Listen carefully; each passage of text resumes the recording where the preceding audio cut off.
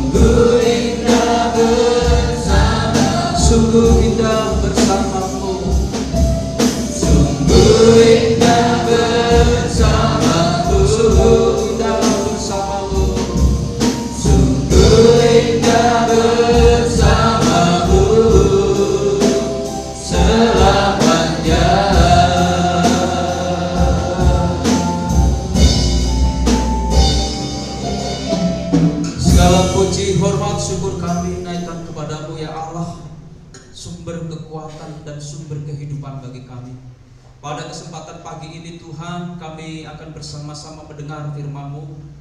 Roh Kudus-Mu yang akan menolong kami mengerti, memahami, dan dimampukan untuk kami menjadi pelaku-pelaku firman-Mu. Kami siap Tuhan, kami siap untuk mendengar firman-Mu. Mohon ampun akan segala dosa pelanggaran kami Tuhan, dan hanya di dalam nama Tuhan Yesus Kristus kami berdoa, mengucap syukur, dan siap diberkati firman-Mu. Amin. Silakan duduk Bapak Ibu Saudara yang dikasihi Tuhan. Shalom. Selamat pagi. Pagi yang cerah, panas, lumayan ya. Ini saya punya kebalan ini, asik. Nggak tahu nanti siang gitu. Bersyukur ya dalam setiap kondisi, panas bersyukur, hujan bersyukur, karena itu memang ini kehendaki Tuhan. Bapak Ibu Saudara yang dikasihi Tuhan, saya mengajak Bapak Ibu Saudara membuka Alkitab di dalam Injil Matius pasal 28. Injil Matius pasal 28 ayat 19, 21, 23. Karena itu pergilah, jadikanlah semua bangsa muridku, dan baptislah mereka dalam nama Bapa dan Anak dan Roh Kudus, dan ajarlah mereka melakukan segala sesuatu yang telah kuperintahkan kepadamu. Dan ketahuilah, aku menyertai kamu senantiasa sampai kepada akhir zaman. Siapa yang mengatakan ini, saudara? Siapakah yang mengatakan kalimat di ayat 19 sampai 20? Tuhan Yesus memberikan satu kesaksian, saudara, di ayat 18 bagian B. Kepadaku telah diberikan segala kuasa di surga dan di bumi. Hanya ada satu tokoh Alkitab yang menyatakan hal ini kepada murid-murid, kepada pengikutnya, dan kepada orang-orang yang ada di sekitarnya. Apa yang disampaikan? Hanya satu pribadi yang berani mengatakan bahwa apa di situ dikatakan di dalam ayat yang ke-18, kepadaku telah diberikan kuasa di surga. Berarti Yesus menyatakan terang-terangan bahwa dirinya memiliki kuasa surgawi. Salah satu yang dimiliki apa? Kekekalan. Mujizat dia punya, tetapi itu tidak bersifat kekal. Dalam arti mujizat kesembuhan dan lain sebagainya ya. Orang buta melihat, orang tuli mendengar, orang bisu berbicara, terus apa lagi?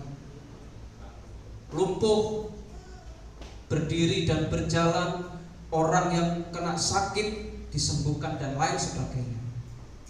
Tapi itu sifatnya hanya berada sampai pada kehidupan di dunia. Atau pada akhirnya mereka akan mengalami kematian meskipun mereka mengalami mukjizat, tapi kuasa yang satu ini bersifat kekal.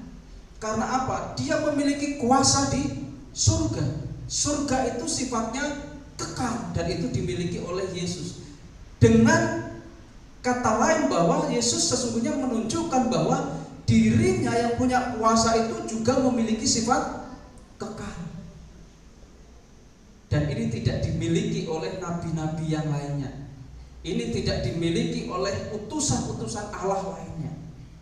Ini hanya diberikan dan hanya dimiliki oleh Yesus Kristus. Selain kuasa di surga, dia juga memiliki satu pengakuan bahwa dia juga memiliki kuasa di bumi. Salah satunya apa? Maut tunduk padanya, dan juga yaitu tadi, tidak ada kuasa apapun, apa yang dilakukan Allah itu pun juga yang dilakukan oleh Yesus. Dengan kata lain apa? Kuasa yang dimiliki oleh Allah itu juga ada pada diri Yesus Kristus ketika Yesus ada di dunia. Ini sesungguhnya menunjukkan kalau mereka sadar, seharusnya mereka bisa memahami bahwa dia ini loh Allah, dia ini loh Tuhan. Karena apa? Dia yang berkuasa di surga. Siapa yang punya kuasa di surga? Malaikat? Malaikat itu hanya pelayan Allah. Siapa yang berkuasa di surga? Hanya Allah. Ketika Yesus menyatakan bahwa kepadaku telah diberikan kuasa di surga, selain ada kuasa di surga, berarti dia punya kuasa di dunia. Hanya Allah yang memiliki kuasa itu. Nah, saudara dikasih Tuhan, ini adalah satu hal yang sangat menarik Karena apa? Saudaraku dikasih Tuhan, apa yang disampaikan Tuhan Yesus ini adalah sebuah perintah. Apa yang disampaikan Tuhan Yesus ini adalah, kalau kita mengenal dengan bahasa yang sering kita dengar, ini adalah amanat yang harus dijalankan oleh para murid. Karena perintah ini ditujukan pada Yesus untuk para murid. Berbicara tentang amanat, saudara, biasanya kita bisa melihat, kita bisa menyaksikan, kita bisa mendengar bahasa itu ya. Apa sih yang kamu lakukan? Yang aku lakukan adalah mengemban amanat sama. Mengemban amanat dari mana? Yang mempunyai otoritas. Bagi seorang yang bekerja di kantoran, perkantoran, ia bisa mengatakan atau menyampaikan, saya ini sedang mengemban amanat dari direktur atau atasan yang lainnya yang punya otoritas. Bagi orang-orang yang ada di masyarakat, ada di sistem pemerintahan, siapa yang punya otoritas? Presiden. Loh, saya ini mengemban amanat dari presiden supaya disampaikan kepada. Nah, akhirnya presiden mengumpulkan yang namanya apa? Pemprov itu apa namanya? Gubernur. Gubernur itu daerah ya. Saya kok malah jadi ngeblek. Gubernur ya, benar ya, gubernur. Gubernur itu provinsi, bupati, daerah-daerah. Wah, kumpulkan, ayo sampaikan ini kepada seluruh lapisan masyarakat. Lalu mereka, saya mengemban perintah dari Pak Presiden, suruh menyampaikan A, kan gitu, suruh menyampaikan A tadi. Nah, ini amanat, dan kita sering mendengar itu. Bahkan kita mungkin saat ini juga sedang menjalankan itu di dalam kehidupan. Mungkin di pekerjaan Bapak Ibu Saudara, mungkin juga di dalam rumah tangga, mungkin juga di dalam masyarakat, ada amanat yang Bapak Ibu Saudara emban. Itu sering terjadi di dalam kehidupan kita. Begitupun juga Tuhan Yesus. Tuhan Yesus sudah memberikan suatu perintah di sini. Kalau kita melihat perikopnya di situ, judulnya apa? Perintah untuk memberitakan Injil. Sudah ada perintah, berarti ini sudah sangat jelas.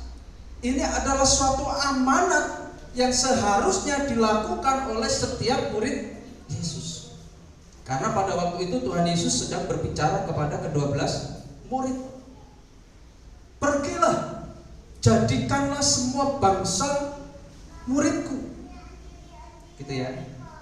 Terus apalagi di sini dikatakan, baptislah mereka dalam nama Bapa dan Anak dan Roh Kudus, ajarlah mereka melakukan segala sesuatu yang telah kuperintahkan kepadamu. Nah, Bapak Ibu Saudara yang dikasihi Tuhan, inilah amanat yang Tuhan Yesus berikan. Inilah amanat yang Tuhan Yesus sampaikan kepada murid-murid, supaya murid-muridnya ini melakukannya. Amanat inilah yang kemudian dikenal sebagai amanat agung Tuhan Yesus. Bagian yang pertama, menjangkau yang sesat dan menjadikannya murid. Tugas menjadikan semua bangsa sebagai murid Kristus adalah tugas mereka yang telah menjadi murid Kristus terlebih dahulu. Ini tugas. Tugas bagi seorang murid. Dulu murid-murid Yesus, para rasul, ke-12 rasul, diutus oleh Tuhan Yesus, pergi, jadikan semua bangsa murid. Itu pertama. Dulu tugas ini diberikan pada ke-12 rasul. Mereka melakukan apa yang dikehendaki oleh gurunya, dikehendaki oleh Tuhan Yesus. Harapannya apa? Harapannya adanya buah yang ditunjukkan melalui perilaku sehari-hari, sehingga orang lain yang melihatnya tertarik dan menjadi murid Yesus.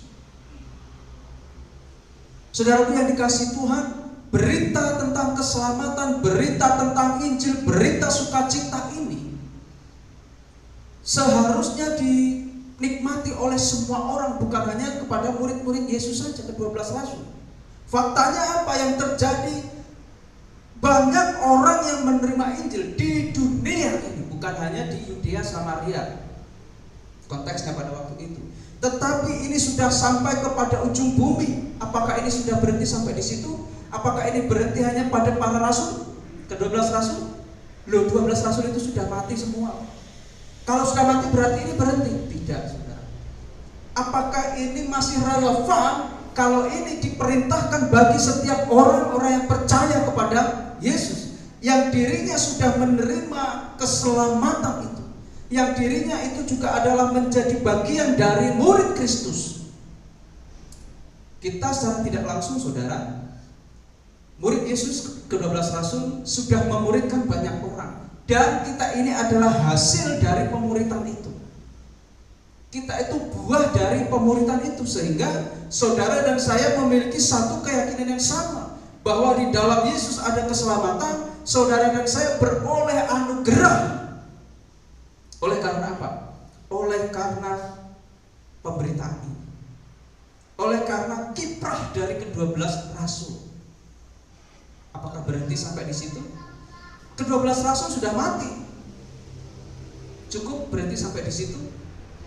Ketika kita sudah menyatakan diri kepada Tuhan, Tuhan, aku sudah percaya kepadamu, aku sudah mempersembahkan hidup kepadamu, otomatis saudara, ketika saudara sudah menyerahkan hidup kepada Tuhan Yesus, berarti saudara ini sudah mempersembahkan diri untuk menjadi seorang murid. Kalau saudara ini sudah menjadi seorang murid, maka perintah atau amanat agung ini sudah menjadi bagian di dalam hidup saudara dan saya. Artinya saudara dan saya punya tanggung jawab sama seperti tanggung jawab para rasul. Ketika para rasul menyampaikan berita kabar baik, saudara dan saya punya tanggung jawab untuk memberitakan kabar baik. Amin. Enggak ada yang ngomong amin.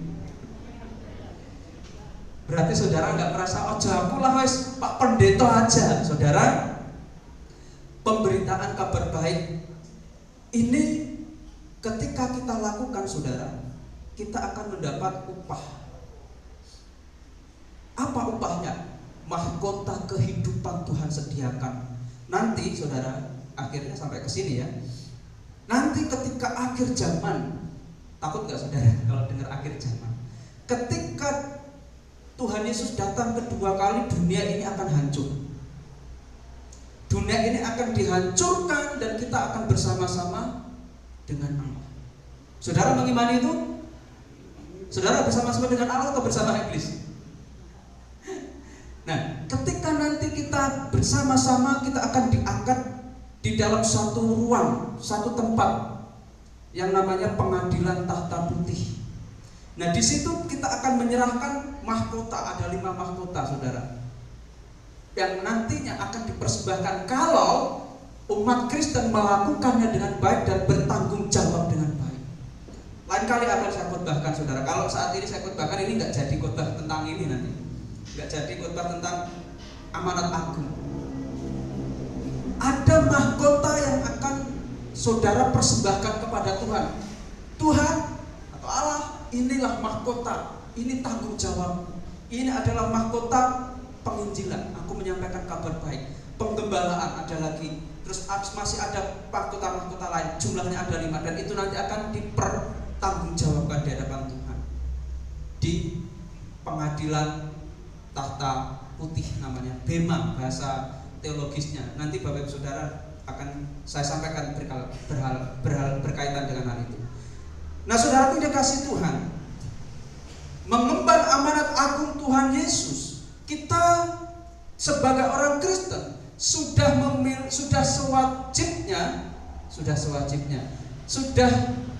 menjadi hal yang wajib dilakukan untuk apa? Menjangkau yang sesat dan memuridkan mereka. Saudaraku yang dikasihi Tuhan,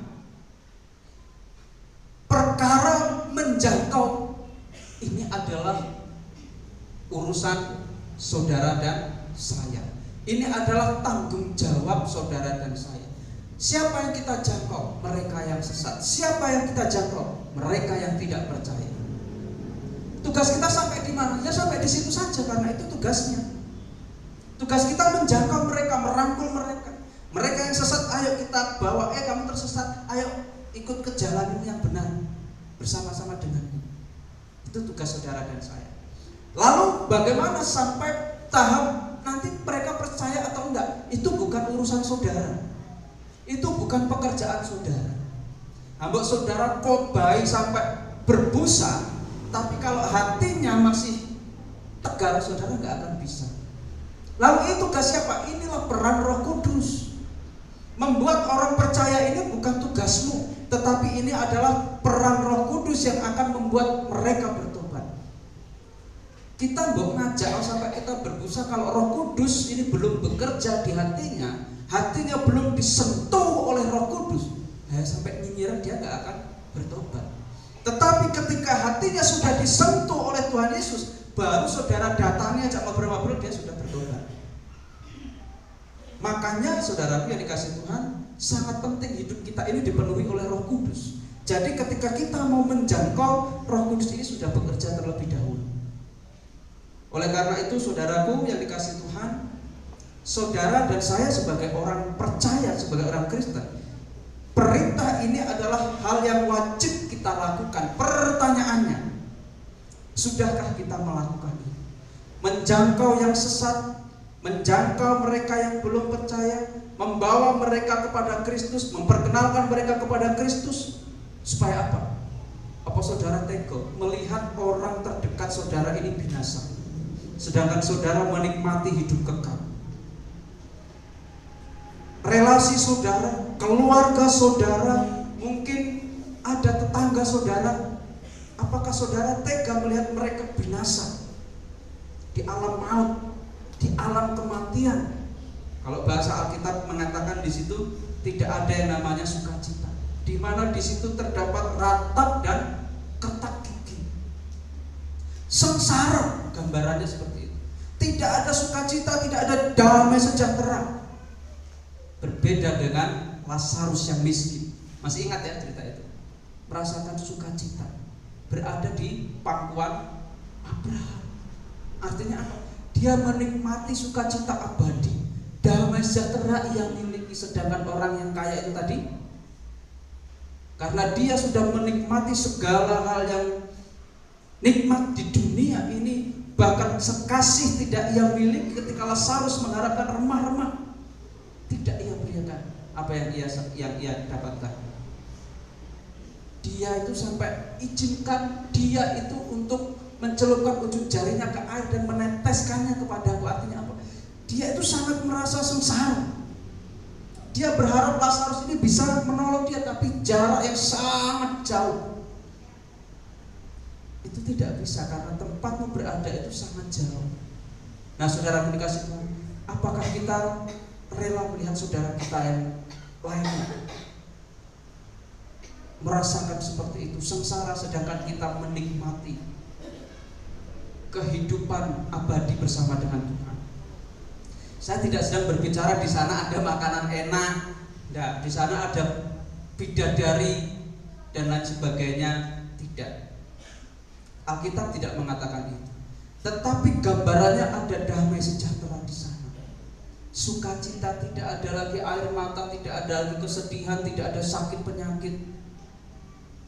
Yang ada damai sejahtera. Ini tugas siapa? Tugas saudara dan saya menjangkau mereka ini, supaya mereka juga mendapat bagian yang sama seperti kita, menikmati sukacita abadi bersama dengan Allah. Bagaimana caranya kita bisa menjangkau? Pak, sekarang itu susah. Beberapa minggu lalu saya terus promosikan saudara. Inilah jawaban doa. Dan ini adalah salah satu cara untuk kita bisa menjangkau. Melalui apa saudara? Maret besok saudara bisa menikmatinya. Dan saudara bisa melakukan ini. Saudara bisa pasang goal. Dalam 1 tahun saya akan membawa, atau kelompok ini akan membawa 1 atau 2 jiwa. Ketika saudara bersedia, Tuhan, aku siap dipakai menjadi alatmu, memberitakan kabar baik, kabar sukacita. Saudara jangan lupa, Ingat, ada Roh Kudus. Sertakan Roh Kudus supaya dia bekerja. Sertakan Roh Kudus, itu paling utama. Biarkan Roh Kudus mengawali pekerjaan itu. Biarkan Roh Kudus mendahului untuk membukakan pintu hatinya, supaya ketika menyampaikan dia sudah siap untuk menerima itu. Saudara, di dalam persekutuan itu nanti, saya sudah sempat kemarin ya, motonya adalah tidak ada orang yang tidak terlayani. Jadi di dalam kelompok itu semuanya melayani, dan tidak ada orang yang tidak melayani. Tidak ada yang tidak melayani, tidak ada yang tidak terlayani. Semua terlayani dan semua melayani. Semua ambil bagian dalam pelayanan, semua juga mendapat bagian dilayani. Enak enggak, saudara?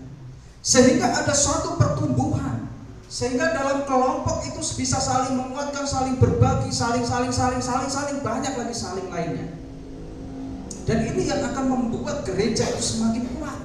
Ketika gereja ini menjadi semakin kuat, orang-orang melihat, oh kayak gitu tuh orang Kristen, oh seperti itu tuh kegiatan orang Kristen, oh seperti itu tuh kehidupan orang Kristen. Enak, bisa menjadi satu kesaksian. Mereka tertarik. Ketika mereka tertarik, ini kesempatan kita untuk menyampaikan.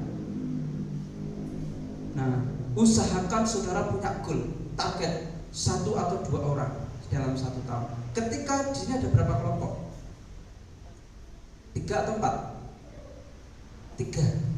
Ketika 3 kelompok ini sepakat, yuk dalam 1 tahun ini 2 orang. Berarti dalam 1 tahun ada berapa? 6 orang. Setiap tahun terus bertambah, gereja penuh enggak? Gereja penuh enggak? Simpel, enggak usah muluk-muluk. 10 orang kabotan, 1 atau 2 orang. 2 orang ini nanti akan merembet menjadi 2 keluarga. Nah, 2 keluarga ini nanti akan merembet jadi namanya multiplikasi. Dan di dalam setiap kelompok itu nanti, saudara, biar tidak merasa nyaman karena banyak orang, harus ada multiplikasi. Harus ada jumlah maksimal dalam kelompok itu. 10 orang maksimal. Jadi biar nggak merasa nyaman terus. Nek merasa nyaman, itu wis oke. Saudara tidak akan terus berkelanjutan menjangkau. Keuntungannya apa? Keuntungannya, saudara, ketika saudara menjangkau, saudara punya pengalaman bersama dengan Tuhan. Terus kemudian apa? Selain punya pengalaman dengan Tuhan, imbasnya kemana? Ya ke gereja juga. Saudara senang nggak sih kalau gereja ini penuh dengan orang-orang yang percaya? Senang nggak? Gereja semakin banyak orang, semakin bertambah, senang nggak? Kedua, yang ketiga, ada mahkota yang disediakan oleh Allah. Di dunia kita merasa sukacita, saudara, pernah nggak memenangkan jiwa? Pernah nggak? Saya kasih tahu saudara, ketika saudara memenangkan 1 jiwa saja, kebahagiaan yang saudara rasakan melebihi kebahagiaan apapun juga. Karena apa? Itu imbas dari mana? Itu adalah dampak dari kebahagiaan surgawi. Malaikat di sana bersorak-sorai, malaikat bersukacita memuji Tuhan, dan itu hadir dalam kehidupan saudara, hadir dalam hidup saudara. Saudara buktikan, ketika saudara memenangkan 1 jiwa, mereka percaya, dia percaya, mereka siap dimuridkan, dia siap dibaptiskan. Nanti itu kan kita bahas. Lalu kemudian dia menjadi anggota gereja. Kebahagiaan saudara melebihi apapun juga, dan tidak bisa ditukar dengan apapun juga. Karena apa? Itu adalah dampak kebahagiaan surgawi yang nyata dalam kehidupan saudara. Nanti saudara akan bisa sampai ke situ. Yang kedua, dalam mengemban amanat agung Tuhan Yesus, ada makna yang terselubung selain daripada menjangkau yang sesat dan menjadikan murid, membaptiskan yang dijangkau dan yang dimenangkan. Ini kelanjutannya. Tadi sudah menjangkau yang sesat menjadikan murid. Langkah berikutnya membaptiskan yang dijangkau dan dimenangkan tadi. Baptisan tidak memberikan jaminan akan keselamatan. Baptisan adalah tanda atau meterai bahwa kita telah menjadi bagian dari keluarga besar kerajaan Allah, saudara, itu berarti sudah diklaim bahwa ini adalah anggota kerajaan Allah. Kenapa bisa seperti itu? Karena sudah ada pengakuan kan. Ketika saudara sudah menjadi murid, itu artinya saudara sudah mengaku percaya. Ketika saudara mengaku percaya, ada keselamatan. Ketika ada keselamatan berarti ada jaminan hidup kekal. Kalau ada jaminan hidup kekal, berarti ya ini yang dimaksudkan, kita ini menjadi bagian keluarga besar kerajaan Allah. Dan juga baptisan adalah kesaksian atau pengakuan pribadi bahwa ia menjadi orang yang percaya. Beberapa waktu lalu kan ada baptisan ya. Makna dari baptisan itu apa sih? Nah, di dalam baptisan sendiri kan bahasa aslinya kan baptiso, atau kalau kita artikan di dalam bahasa Indonesia itu adalah ditenggelamkan, atau kalau terlalu kasar diselamkan. Oleh karena itu gereja kita melakukan baptisan itu secara selam, karena inilah yang Alkitab tulis dari makna bahasa aslinya. Baptiso, tenggelamkan atau selamkan. Artinya apa? Baptisan memiliki satu arti, ketika ia ditenggelamkan berarti dia mengubur kehidupan yang lama. Perbuatan-perbuatan masa lalu yang tidak berkenan kepada Allah ini ditenggelamkan. Dan ketika ia dibangunkan dari ditenggelamkan itu tadi, ini adalah suatu lambang bahwa dia sudah bangkit dari kehidupan lama. Dan ia akan meninggalkan kehidupan lama menuju pada kehidupan yang baru bersama dengan Kristus. Nah, lambangnya kalau sudah yang dibaptiskan ya, ketika dia sudah dibangunkan gini, terus dia digeret maju untuk kembali lagi naik dan turun meninggalkan bak baptisan. Bak baptisan itu mengubur, lambang mengubur kehidupan lama, meninggalkan bak baptisan itu menuju pada kehidupan yang baru bersama dengan Kristus. Mereka yang sudah dimuridkan, mereka dibaptiskan. Baptisan tidak menyelamatkan, tapi yaitu tadi ya, materai. Karena kita sudah menjadi warga kerajaan Allah, dan itu melambangkan suatu pengakuan percaya.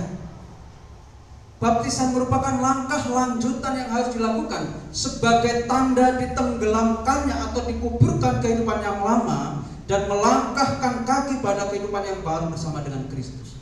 Dia bisa meninggalkan kehidupan lama, ia melangkahkan kaki menuju pada Kristus, dan ia melangkahkan kaki menuju pada iman yang ia yakin.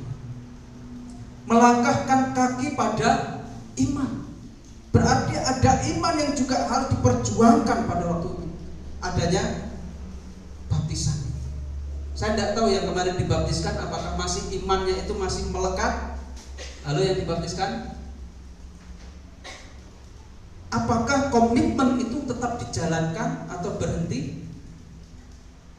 Ini bukan hanya yang kemarin dibaptiskan, tapi juga yang sudah dibaptiskan.